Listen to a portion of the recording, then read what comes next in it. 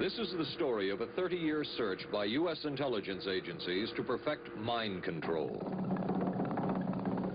Some of those engaged in that search have agreed to talk about it for the first time. One said, "I think every last one of us felt sorry to attempt this kind of thing. We knew we were crossing the line." The search would be endless. From brothels, an agent says, we learned a lot about human nature in the bedroom, to the mystical rites of a magical mushroom ceremony performed by an Indian shaman, to a Spanish bull ring. The bull has had electrodes implanted in the brain and is controlled by a scientist. There would be victims.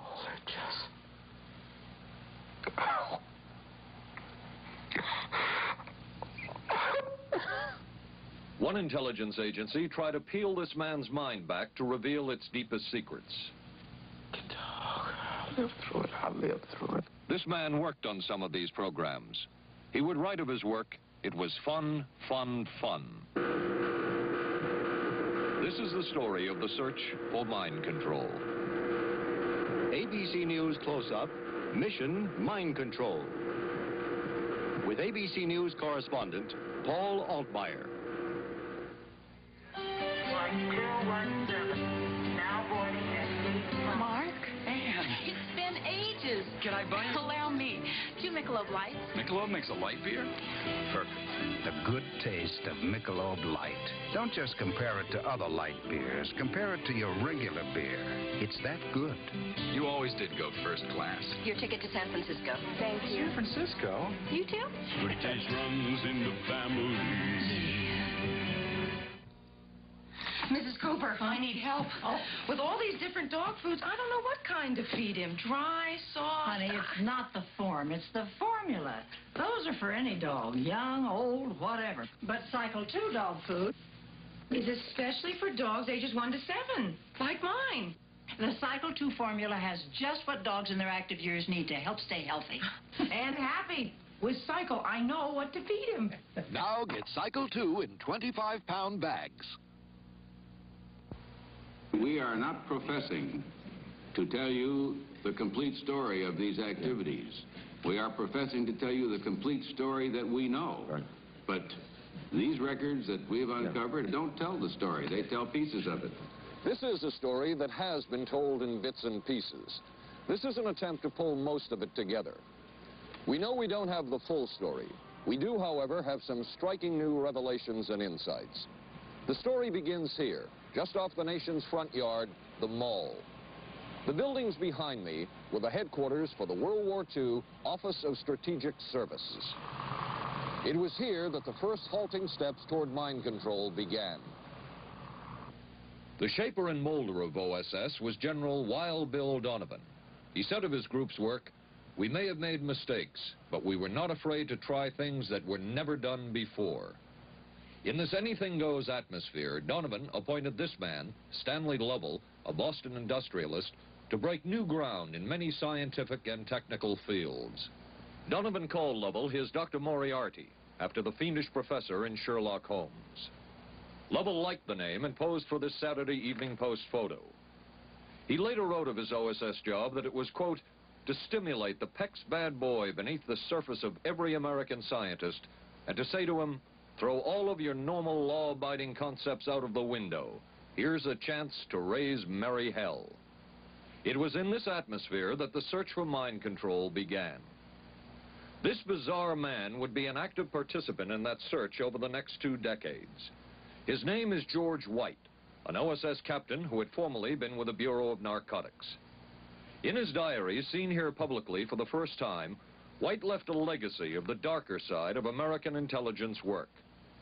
He received his early OSS training at the British-run school at Oshawa, Canada, the same school where Ian Fleming, the creator of James Bond, was trained.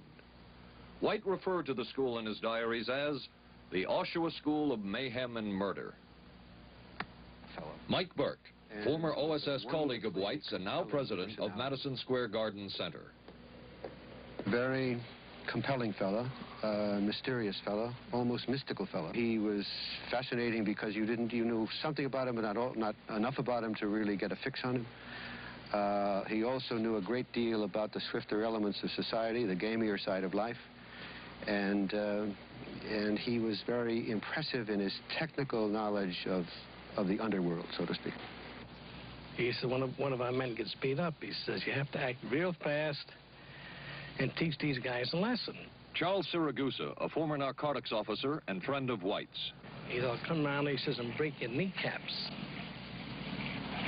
And with that, one guy laughed, and George would always have a little Billy with him. And this one guy saw us naked. George White turned around and whapped him across the neck with it. Then he picked up a pool stick and started beating everybody up. He made his point. And he made his point. George White was not a man of understatement or subtleties. His boss at OSS, Stanley Lovell, referred to him as deadly and dedicated. In this note from White's diaries, it says, call Lovell regarding TD. TD was a rather transparent cover for Truth Drug. George White worked with the Truth Drug Committee here at St. Elizabeth's Hospital in the nation's capital. They experimented with mescaline, scopolamine, and marijuana on unwitting victims. The committee soon learned there was no easy panacea, no truth drug at this stage. But White and later colleagues would not stop trying. The goal remained the same. As this 1952 CIA memo says, the aim is controlling an individual to the point where he will do our bidding against his will, and even against such fundamental laws of nature as self-preservation. But it was a discovery here in Basel, Switzerland, at Sandoz Laboratories by Dr. Albert Hoffman that led the intelligence agencies of America to believe that they had found the panacea.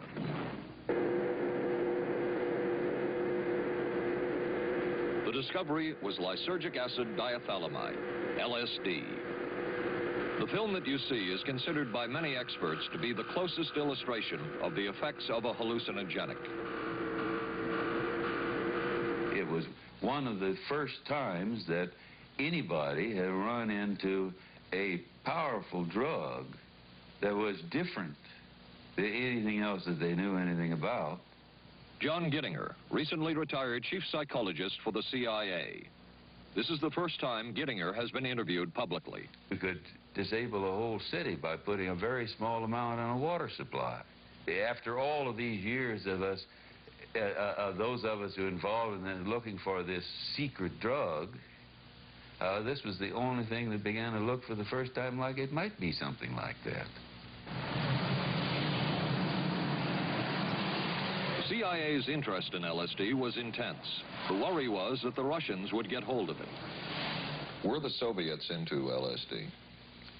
I'm going to have to say I'm sure they were, but if you ask me to prove it, I've never seen any direct proof of it.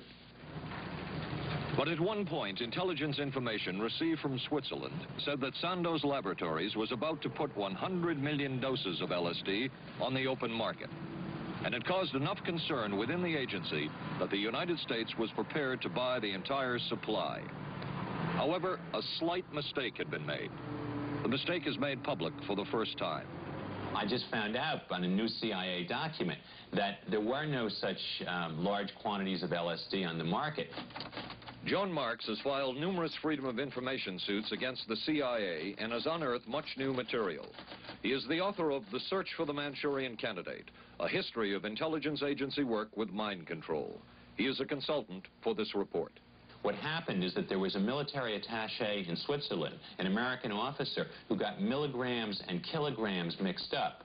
In other words, he made a mistake of thinking 1/1000th of a gram was the same as 1,000 grams, which is a mistake of 1,000,000 times. So when the CIA got the intelligence that there were 100 million doses on the market, in fact, there were 100 doses. The man who would oversee the CIA's research into drugs and most of the agency's behavior programs is this man, Dr. Sidney Gottlieb, a chemist. Dr. Gottlieb declined ABC News' request for an interview. In their never-ending search for the miracle weapon, CIA operatives searched here in the remote mountain areas of southern Mexico for what up to then had been considered a myth, magic mushrooms. They used this man, a part-time chemist for the CIA, to dupe this man, a vice president of a bank, and an amateur mycologist or mushroom expert to try to get to the magic mushrooms and turn them into a drug. But it would be the amateur, R. Gordon Wasson and his colleagues, who would win the race and develop the drug psilocybin from the magic mushrooms. We went into the Mazatec area, far from the highways, remote from Mexico City. There we found that rotten bagasse, as it's called, bagasso, covered with mushrooms. These mushrooms I didn't know, had never seen. They were the sacred mushrooms. Wasson would also discover and record the ancient mystical rites of the mushrooms from a local shaman or magical priestess, Maria Sabina. And we were seeing incredible sights. They would go slowly or they would go fast as I ordained. All your senses are rendered acute. We say that you see visions, you see hallucinations, but that doesn't begin to tell the story. The hallucinations are only part of it. You hear sounds, you smell things. The night was thrilling. Word of Wasson's discovery reached the CIA quickly. Dr. James Moore, a University of Delaware chemist, secretly served the CIA preparing deadly chemicals on short notice. Moore was instructed to get close to Wasson and accompany him on another trip to Mexico to get the magic mushrooms. Internal documents show the CIA felt a drug derived from the mushrooms could remain an agency secret. What in the world were they looking for with the magic mushrooms? I think the best answer to that is that they were looking for fundamental information on compounds that would be capable of causing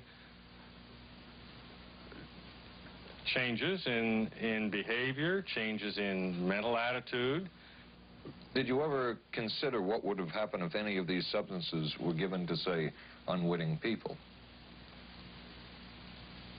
Oh, I don't remember having considered that specifically. What if you... I trust perhaps you've thought about it.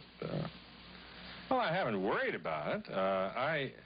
Your question again, what would I have thought had I known that any of these substances would have been given to unwitting persons?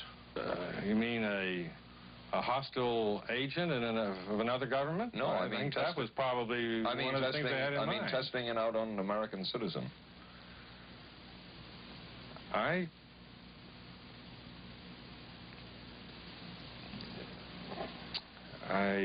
guess I must seem very, very cold-blooded about this, but I don't recall ever having been very much preoccupied with that issue.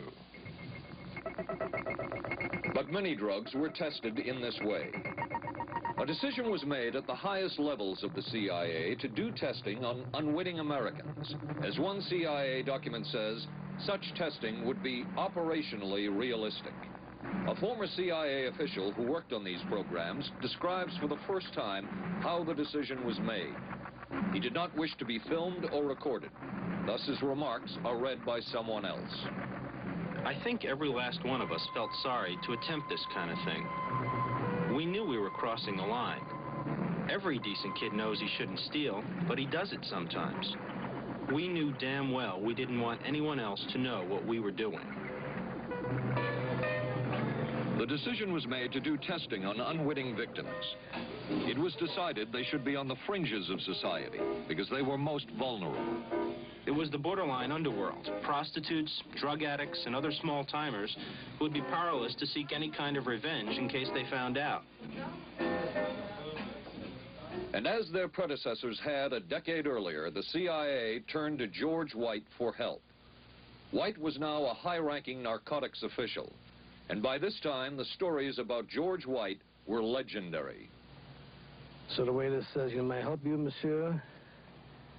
And George White was busy talking with me.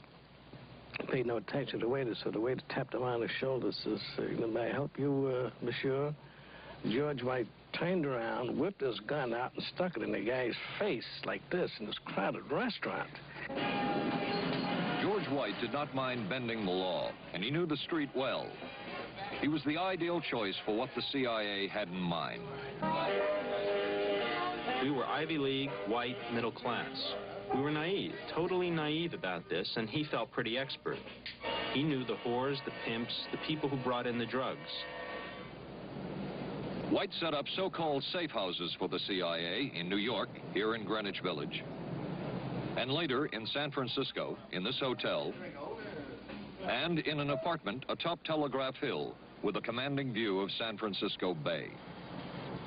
While the existence of these safe houses was disclosed last year, details of what took place within them has not been told. A former CIA official who worked in the safe houses reveals that they were used not only for drug testing, but to study sexual behavior and how it could be used to manipulate people. We did quite a study of prostitutes and their behavior. How do you take a woman who is willing to use her body to get money out of a guy to get him to talk about things which are much more important, like state secrets? We learned a lot about human nature in the bedroom. We started to pick up knowledge that could be used in operations. There would be victims in all of this, but as the agency knew, they couldn't fight back. Some entries from George White's diaries. Clarice gets horrors. Janet, sky high. As one agency memo says, we have no answer to the moral question. The safe houses were not the only testing grounds. Millions of dollars would be spent on LSD research at universities throughout the country. And word would begin to spread on campus about this so-called mind-blowing drug. And suddenly, there was the counterculture of the 60s. I give the CIA a total credit for sponsoring and initiating the entire consciousness movement, counterculture events of the 1960s. Dr. Timothy Leary, the 1960s Johnny Appleseed of LSD. The CIA funded and supported and encouraged hundreds of young psychiatrists to experiment with this drug. The fallout from that was that the young psychologists began taking it themselves, discovering that it was an intelligence-enhancing, consciousness-raising experience. I know that some of the studies in which the CIA had supported used as subjects people who later became strong proselytizers of LSD. So, in that sense, yes, I think it did sustain the perpetuation of the use of the drug. And it's rather ironic, isn't it? The counter case that I would make in relationship to that is to remember that the people who were doing the research were people who would be doing the research regardless of who was the sponsor. I don't think anybody working in that time in the remotest ever thought that it would blow up into the kind of thing that it did.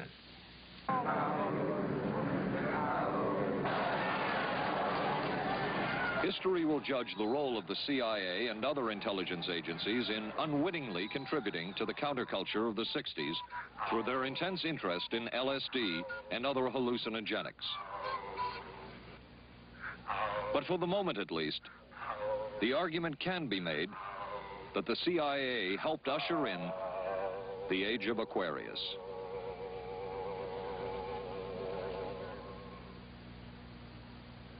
ABC News Close-Up will continue in a moment. Being careful about my body doesn't just mean major things like regular breast exams. I'm even careful about pain relievers. Plain aspirin sometimes upset my stomach, so I use Bufferin. It adds protection. I'm careful about what goes into my body.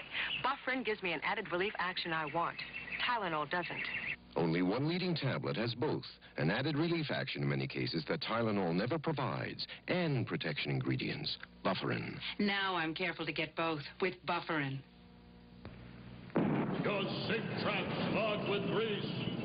Use Crystal Drano. I'll pour in Liquid Plumber. Don't. It may not work on that grease clog. No? Crystal Drano will. Look, Liquid Plumber's quiet. It's not melting that grease. But Drano is. It broke through. Will Drano hurt metal pipes? No. So Liquid Plumber didn't break that grease clog. I'm switching to Drano. To make clogs go, better use Drano. Saturday, live on ABC. the Forest Hills Men's Invitational from the legendary West Side Tennis Club. Then live, third-round coverage of the most prestigious ladies' golf event. Hollis Stacey goes for her third straight U.S. Women's Open title. And red-hot Nancy Lopez shoots for her elusive first Open victory. And on ABC's Wide World of Sports, rodeo excitement from the Wild West, plus high speeds, high thrills, hydroplane action, championship tennis, golf, and ABC's Wide World of Sports, Saturday.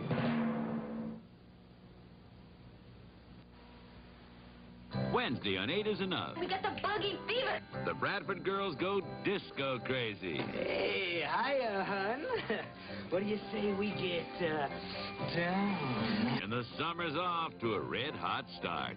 And Charlie's Angels play the horses. I want to be a jockey. But end up in a dead heat with death. Then, the ghost of Jack the Ripper haunts the back streets of Vegas.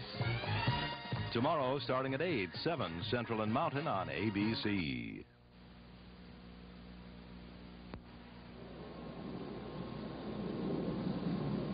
Covering a span of history such as we are in this report, one can get sidetracked by the so-called glamour and mystery of espionage work or by the exotic qualities of some drugs. But what you can't lose sight of is what all of this would mean in terms of individual human beings. There would be deaths, there would be long-lasting and harmful effects.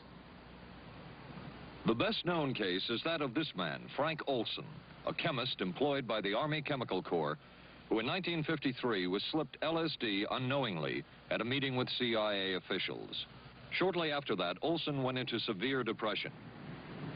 He ended his life at this New York hotel by diving through a shaded closed window in his 10th floor room. Frank Olson was the first known fatality in the CIA's LSD program. Olson left behind a widow, Alice, and 3 children, but it would be years before they learned the real story of his death. Shortly after his suicide, Alice Olson was visited by Dr. Sidney Gottlieb, the man who had administered the drug, and by Robert Lashbrook, his deputy, who was the last person with Frank Olson the night of his death. It was probably to check me out and see whether I was handling myself and handling the situation, whether I was hysterical. And I'm sure they left the house feeling ever so much better because I had been gracious and hospitable to them, so that I must have played right into their hand and made them feel fine. 23 years later, how did you feel about that meeting? My anger was unbelievable at how I had been duped for this length of time, and the anguish which was unnecessary. Anyone who knew during all of those years never told Alice Olson the real story of her husband's death. She would discover it by accident more than 2 decades later. In essence, it was a 22-year-long cover-up. Lyman Kirkpatrick was Inspector General of the CIA at the time of Frank Olson's death. But had not the Olson case occurred within the secret confines of the CIA, would not this case have been a prosecutable case? Perhaps manslaughter? I would think very definitely prosecutable, and certainly from the point of view of of Mr. Olson, why it should probably have been actionable. Frank Olson's suicide slowed down the CIA's testing of LSD and other drugs, but only momentarily. The CIA was not the only government agency interested in the possibilities LSD and other drugs presented for mind control. The Army Chemical Corps first started working with the CIA and then branched off on its own. It, too, tested drugs on unwitting victims, and a death would result. The case of this man, Harold Blower, a tennis pro, seen here with his daughter Elizabeth, is well known. In 1953, Blower was a private patient at the New York State Psychiatric Institute. He was given 5 injections of a mescaline derivative that was being tested secretly for the Army Chemical Corps. With the 5th injection, Harold Blower died. As with the Olson case, a 22-year cover-up followed, until finally the Army admitted the real details of Blower's death. Since the initial news stories of Harold Blower's death, close to 5,000 documents, previously classified, have been released by the Army and obtained by ABC News. They provide valuable insight into Army activities at the time of Blower's death and where the Army went from there with their own drug testing program. From a previously classified deposition of Dr. James Cattell, who administered the mescaline derivative, on the purpose of the drug testing, to produce symptoms similar to those that you see in schizophrenia. On how much the patient knew about all this. We didn't delineate all the possibilities of what might happen because then you contaminate your experiment. Cattell then relates that he never even knew what drug he had given Harold Blauer because of the secrecy of the Army experiments. We didn't know whether it was dog piss. This was secret. This was a secret. We weren't in on it. We asked Blauer's daughter Elizabeth for her reaction. What? How can anybody react to that? I mean, that is so far from what you'd expect from a human being, never mind a doctor, never mind a professional specialist who's supposed to care about people's minds. It's unbelievable. A suit filed by Elizabeth Barrett against the Army Chemical Corps is now pending in federal court. Other Army experiments continued on mental patients around the country.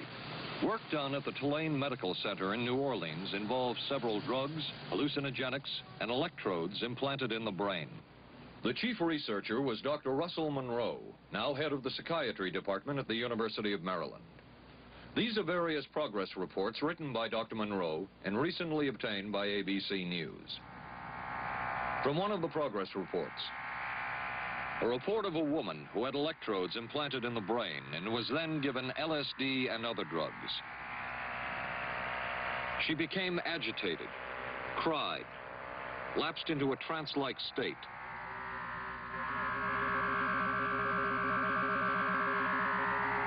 Felt as if she were about to have a convulsion, experienced waves of darkness and light, had bizarre sensations in her neck and legs, said somebody was trying to manipulate her body. At this point, Dr. Monroe wrote that the woman was obviously having paranoid ideas. As a layperson, perhaps you can enlighten me. What therapeutic effect would the type of experiment that I just described have on a patient? Well, the therapeutic effect would be indirect. Was this patient aware that she was being given LSD? Yes, I mean, they were told that they would be given some medications, and they should have... Specifically LSD? Well, we told them, I don't think that they would have even known what LSD was then at the time. They were told that they were going to they would be given some medication which might make them feel worse. Dr. Monroe, what do you think the Army Chemical Corps was looking for in all of this testing? They were looking for an incapacitating agent, an agent that would not harm the person permanently, but would incapacitate them temporarily. That seemed like a humanistic way to wage a war, if war is necessary. When James Thornwell was given LSD by Army intelligence in 1961, this time it was no experiment. This time the express purpose was to peel back Thornwell's brain to bear any secret within it. This time the Army had gone operational. Thornwell, as reported on ABC last January, was an Army private stationed in Orléans, France. Classified documents were missing from his unit. Thornwell became a suspect. His 2.5-month interrogation included administration of sodium pentothal, hypnosis, isolation, and deprivation of sleep. Army documents obtained by ABC News refer to this interrogation as conventional. Despite this severe questioning, Army intelligence was getting nowhere with Thornwell, and it was decided to slip him LSD. For 16 years, Thornwell never knew what had hit him. Tell me about the acid. I'd rather not. It's a bad trip. It's a bad trip. That was a bad trip. The pain was so excruciating. Felt like somebody was sticking me with 1,000,000 pins. You know, just everywhere. Oh, it just...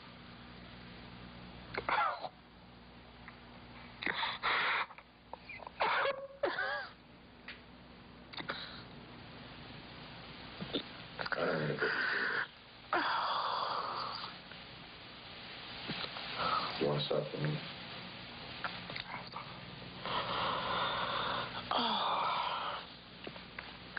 I walked around. You want to stop? Oh, I can talk. I'll live through it. I'll live through it. I'll live through it. No charges were ever brought by the Army against Thornwell. He was discharged for psychological disorders. But an Army psychiatric evaluation of Thornwell obtained by ABC News, one which was done prior to Thornwell having been given LSD, says of him, fairly cooperative, oriented, alert, and gave no evidence of psychosis or depression. From the Army's point of view, this type of LSD interrogation was a success. Other documents refer to the exploitability of interrogation subjects, cracking them, keeping them off balance mentally, and providing an economical, speedy, and productive aid to interrogation. From James Thornwell's point of view, it was no success. Thornwell still has serious problems. He's run through 2 marriages. He maintains he can't hold a job, can't concentrate, has nightmares, and feels socially and emotionally isolated. Last fall, Thornwell filed suit against the government in federal court. In a moment, we will examine the closest experimentation to brainwashing that we have uncovered.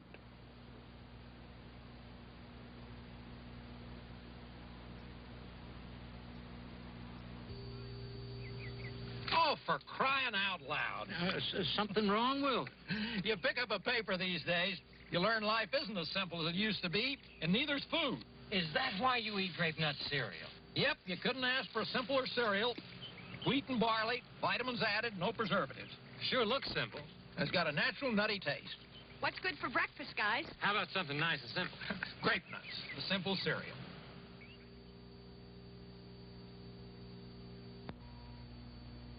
Maxwell House's coffee you can count on.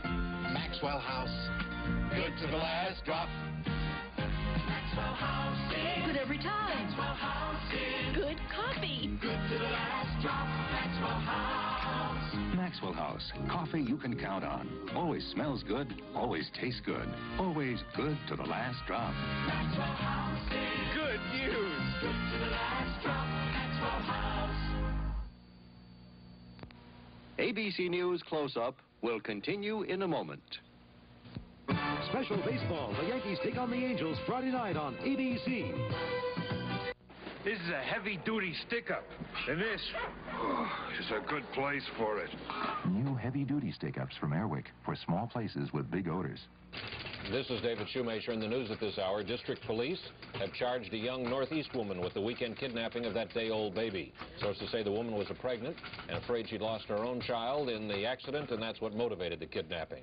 'Twas the night before Skylab, and we'll have the latest on its fate and ours. Testimony before Congress today on battered wives. Some of the victims are battered wives. A rock and roll star put on probation for income tax evasion. The condition is he must put on 1,000 hours of concerts for charities. And we'll be talking with a local teenager who won a gold medal at the Pan Am Games. Join us at 11. Reach for the sun. Hello, sunshine. Reach for the sun. Hello, sunshine. Hello, Mountain Dew. Nothing else tastes or feels quite like Mountain Dew, or goes down as smooth like a soft breeze on a lazy afternoon. Reach for the sun. Reach for Mountain Dew.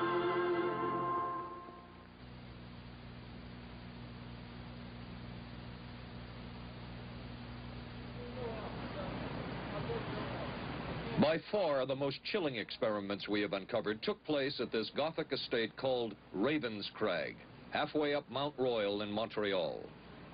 It houses the Allen Memorial Institute of Psychiatry of McGill University. It was here that the CIA funded a series of experiments, severe experiments. The work was done by the Institute's then director, Dr. Ewan Cameron. It is the closest experimentation to brainwashing yet disclosed. His work, unprecedented in psychiatry, consisted of 3 areas which he called sleep therapy, psychic driving, and the ultimate depatterning. Dr. Maurice Dongier, current head of the Allen Memorial Institute. In his psychic driving, so-called type of therapy, he would give the patient intensive electric treatment in order to make the patient regress deeply, become forgetful. and then he would attempt to implant new ideas in the mind of the patient. Now, to a layman, it would appear that Dr. Cameron was trying to take the slate and wipe it clean, the slate being the mind. In other words, brainwashing. Exactly, that's a very good comparison. Brainwashing. Yes, to that. Val Orlico of Winnipeg, Canada, the wife of a member of the Canadian Parliament, was a patient of Dr. Cameron's. She entered the Allen Memorial Institute because of severe depression. She describes for the first time publicly the LSD therapy and psychic driving treatment that she was given by Dr. Cameron. And then the drug began to take hold very rapidly because it was an IV injection. And things became very furry and very frightening, and had a lot of sensations that it's very difficult to recall. Nobody explained it to me. Nobody ever asked me if I was willing to do it or anything. He had this feeling that he would be able to get through the resistance of illness and to reach deep changes very quickly. Did he? I don't think that when you look at that in retrospect, the hopes that he had have been in any way fulfilled. But Cameron would plunge on. The next step was what he called psychic driving. This involved almost endless tape-recorded messages and more drugs for the patient. Cameron wrote that this was the way to make direct controlled changes in personality. I thought this was the coldest and most impersonal treatment that anybody could give to anybody in the world. And I became more and more despondent and more angry. I just became so despondent that I thought I can't live like this any longer. And I thought I would just go out and throw myself underneath the cars on McGregor. I stood on the curb of that street and I stood there and I thought, okay, go. Okay, go. And then I thought, what if you're not killed? What if you're just maimed? What if you don't die and you live and you can't even talk anymore? And I couldn't do it. The most severe technique Cameron used was de-patterning. He described it as breaking up the existing patterns of behavior by means of intensive electroshock therapy with prolonged periods of sleep. He carried out these experiments in something he called the sleep rooms. People in there were like babies. They cried and they were very disoriented. And we were very afraid of the sleep room. We used to walk very carefully against the side of the corridor that was opposite the sleep room with our backs to the wall when we'd go by. Cameron used this combined sleep electroshock treatment on patients as long as 30 days. One patient he kept asleep for 65 days.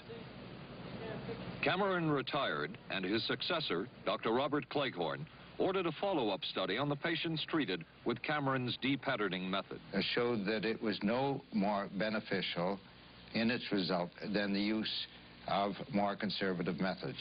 But the follow-up study showed that 60% of those who had been de-patterned still had amnesia for periods of anywhere from 6 months to 10 years.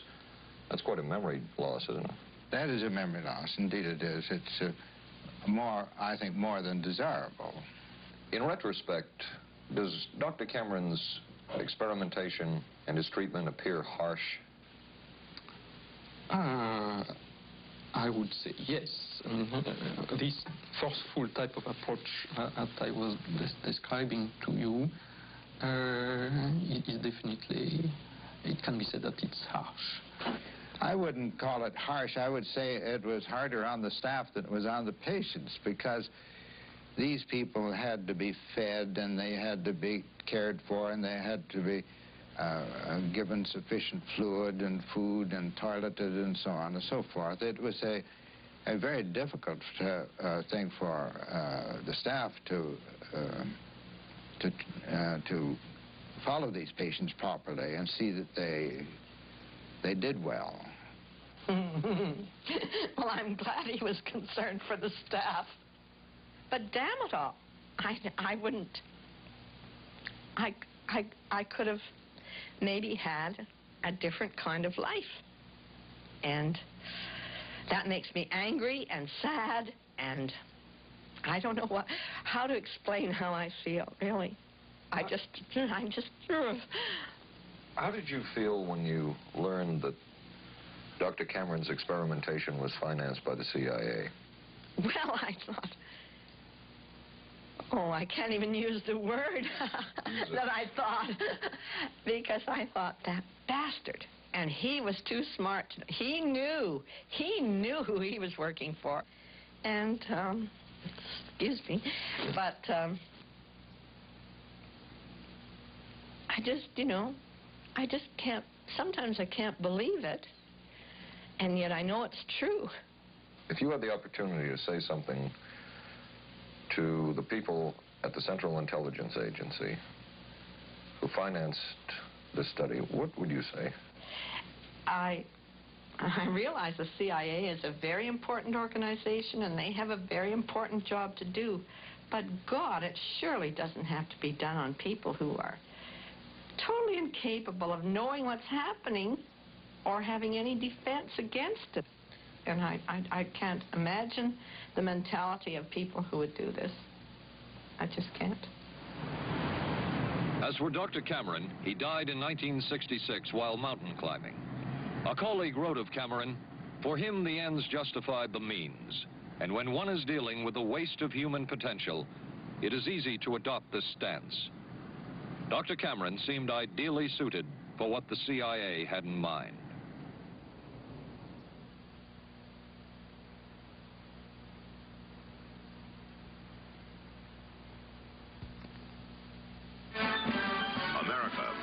Adapting to the shape of things to come. Triumph TR7 with 5-speed transmission or optional automatic. Wide steel belted radials, front disc brakes, front end spoiler, rack and pinion steering. Triumph TR7. No other sports car looks like it. No other sports car drives like it. Triumph TR7. The shape.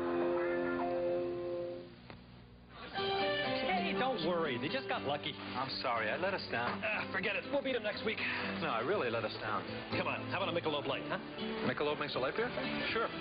The good taste of Michelob Light. Don't just compare it to other light beers. Compare it to your regular beer. It's that good. This Michelob Light is great. Hey, you know what our real problem was today? Yeah, you were terrible. Good taste runs in the family. The many roles I play call for many hairstyles. So I use hot curlers, blow dryers, things that can be brutal to hair. I switched from one conditioner to another looking for help. Then came Alberto VO5 hot oil treatment. It works just like a salon hot oil treatment, but takes less time and money. I just heat a tube, smooth it in, and shampoo. My hair is left silky, shiny, more manageable than I ever dreamed. Alberto VO5 hot oil treatment. I'll never switch again. Thursday. I can move a few of my things over this morning. There's a scandal in the 12th when Wojo gets a roommate. Hi. In a Barney Miller special. I'm a prisoner of my biological urges. Sorry to hear that. Then authorities say this Texas motorcycle gang murdered a federal judge.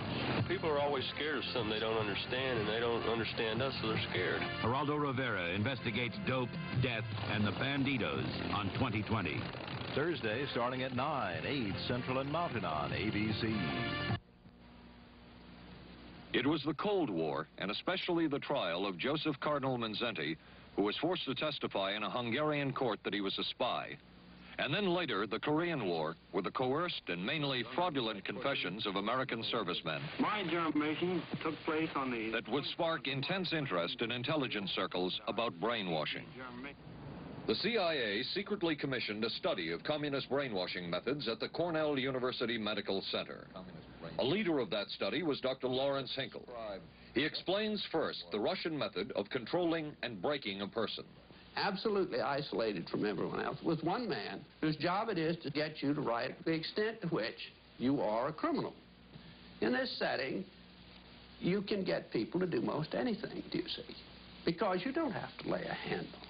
And by the time you get through and you go up before the judge, the fellow says, were you a spy? He says, yes, I was a spy. The Chinese never really had this kind of a state police system. They would get him in, and all this fellow does is ask you to write, rewrite, and talk to him about your whole life. Graduated from pilot training in 1949. While the purpose of the study was to find out about communist brainwashing techniques, CIA documents show that the agency was interested in developing mind control methods of its own to precondition and control Chinese living in this country to be sent back to their homeland as CIA agents. What do you think they were looking for? Well, I think they weren't looking for agents or anything like that. Yet the agency's perception of the work you were doing, in CIA documents we have examined, it says that the project that was being done here, they intended to use everything learned about the new agents to induce them to, quote, to perform acts of a complex, purposeful nature. Yeah, but that was never done. The effects of which may be out of keeping with the individual's previous behavior. That sort of thing was never done. Those people were not, that was, when they first came here, the first people they sent up to see us, you see, were operational type people from the CIA with some rather wild ideas. Okay, this is their perception of it, if I could just continue. No, it wasn't their perception of it either. No, it wasn't. Dangerous to his being, contrary to any previous consciously expressed intentions and interests, contrary to the good of the individual, and subversive to the goals for which he is consciously working. I understand all this talk. But the situation was, you see, those things were never done because of wise people on both sides. We were not able to do this nor interested in it. They were, though. Some of the low-level people were, but the high-level people were not, to tell you the truth. But documents clearly show that the CIA was attempting to develop agents over whom they had as much control as possible. Agents who would perform tasks contrary to their own good. Normally conditioned American who's been trained to kill and then to have no memory of having killed. His brain has not only been washed, as they say, it has been dry cleaned. Is a Manchurian candidate, controlled by others to do things against his will, possible? It was a remarkable film because, as far as I'm concerned, it made something totally impossible seem absolutely credible. I would say the answer is yes, but there are many qualifications to that. Dr. Milton Klein, a psychologist, a clinical and experimental hypnotist, and unpaid consultant to the CIA. The qualifications would be the subject selected to produce the kind of behavior that you wish, the amount of time, the procedures that are utilized, and the motivations of the people who are designing, executing, and administering the procedures. You're asking whether an individual can be, under hypnosis, influenced, coerced, persuaded, shaped to perform an antisocial act, or a destructive act, or an act of violence. My answer would be yes. Captain Marco, will you be good enough to lend Raymond your pistol, please? Yes, ma'am.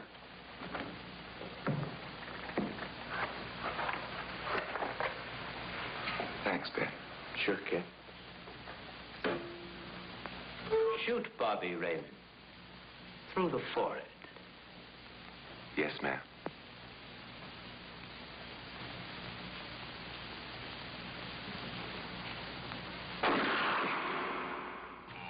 How valuable a tool can hypnosis be in the intelligence field? None whatsoever. It has absolutely no use because nobody's ever been able to do that I know of, do it in an operationally feasible way. I'm not in any way saying that hypnosis doesn't take place. I'm not saying there's nothing to it. I would say that most government agencies concerned with intelligence operations have been looking to hypnosis as a tool for a variety of purposes, one of which is to carry out and to execute certain intelligence operations on a basis where they would not have to rely completely on some of their own emotional reactions. Actually, would that entail murder? It could, if you consider that an act of killing someone under circumstances of war is murder. I think one has to define what that means. Under circumstances of peace. Under circumstances of peace, it would be murder. Another former CIA agent says that Fidel Castro at one time was considered as a possible target for a Manchurian candidate. Castro was naturally our discussion point. Could you get somebody gung-ho enough that they would go in and get him? But if you have 100% control of a guy, you have 100% dependency. If something happens and you haven't programmed it in, you've got a problem. So in the end, it was decided that a Manchurian candidate was not feasible. But the search for mind control continued. But could the mind be controlled? Perhaps not. But is human behavior predictable? In this area, the CIA did make a significant breakthrough. A personality assessment system designed by the agency's chief psychologist, John Gittinger. It comes close to being able to predict how humans will behave. It's really a descriptive system, an attempt to try to describe personality in a relatively systematic way so that hopefully you can get some kind of an idea to predict what the behavior between different kinds of individuals. Gittinger's system had many uses in intelligence work. One was to draw personality portraits of world leaders.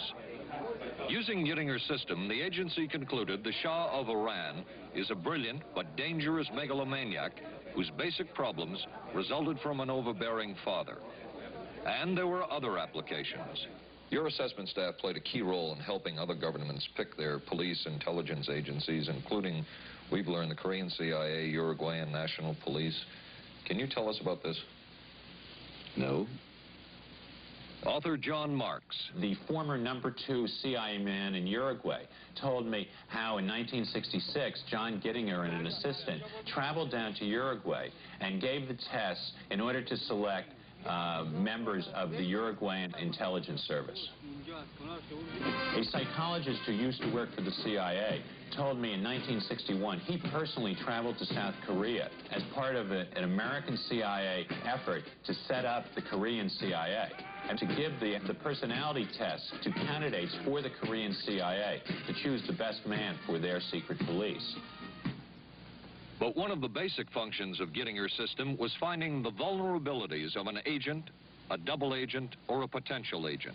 In its applicability to intelligence work, isn't the PAS system looking for a person's soft spot?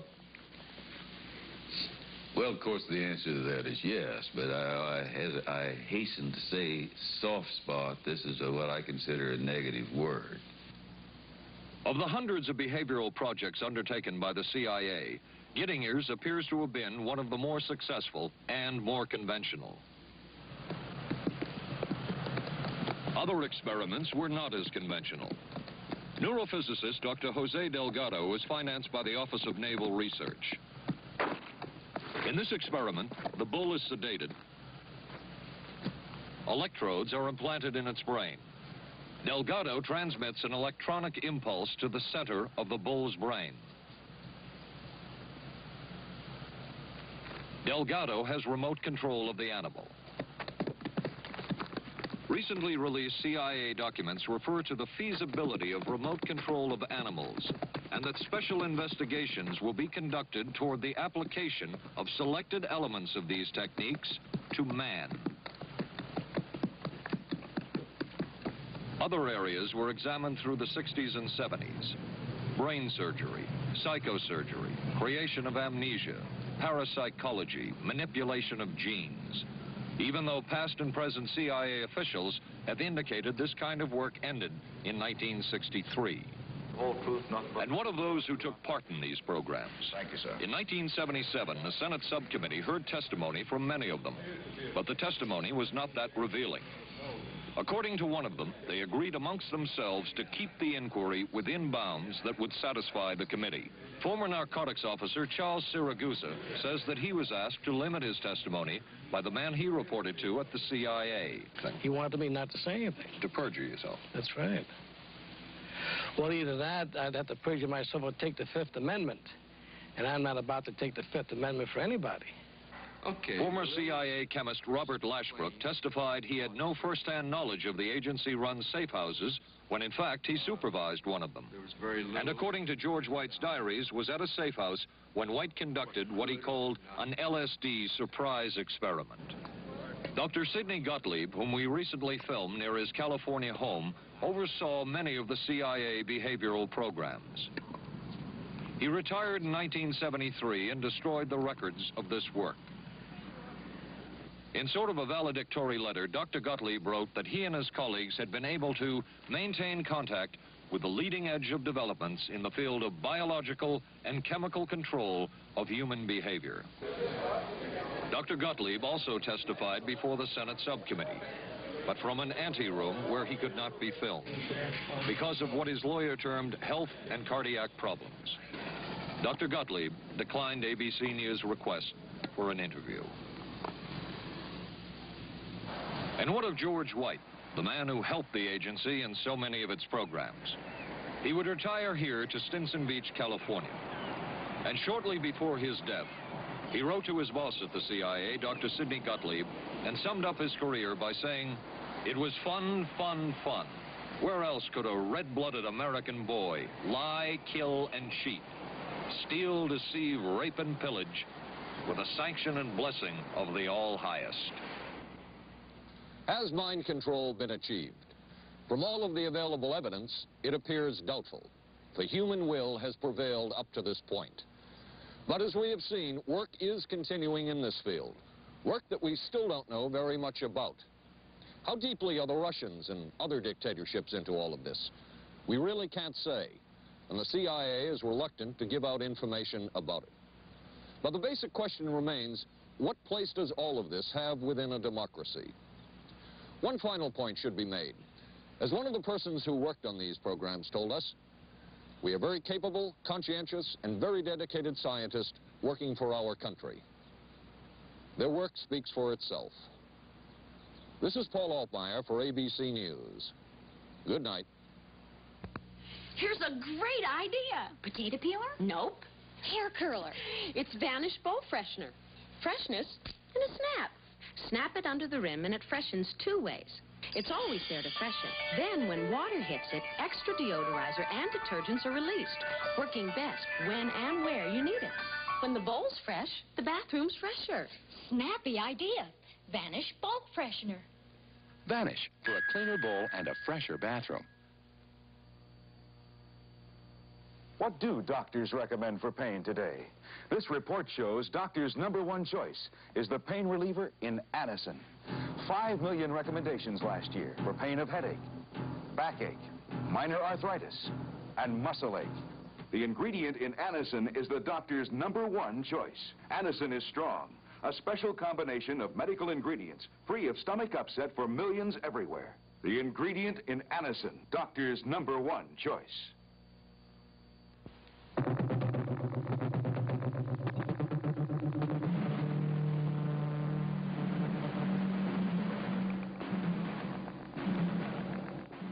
Stay tuned for local news next.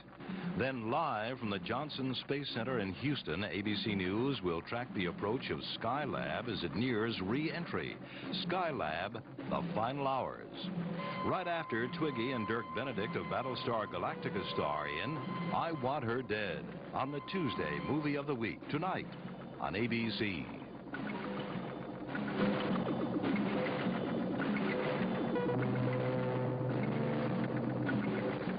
This has been a presentation of ABC News.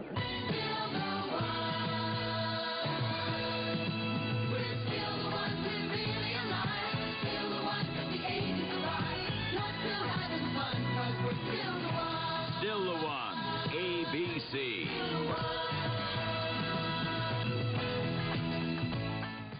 Skylab nears its final orbit, an arrest in the kidnapping of that newborn baby, a rock star sentenced for income tax evasion, and a local gymnast talks about her winning performance in San Juan. News 7 is next. We were concerned about our monthly electric bills, so we called Pepco for help.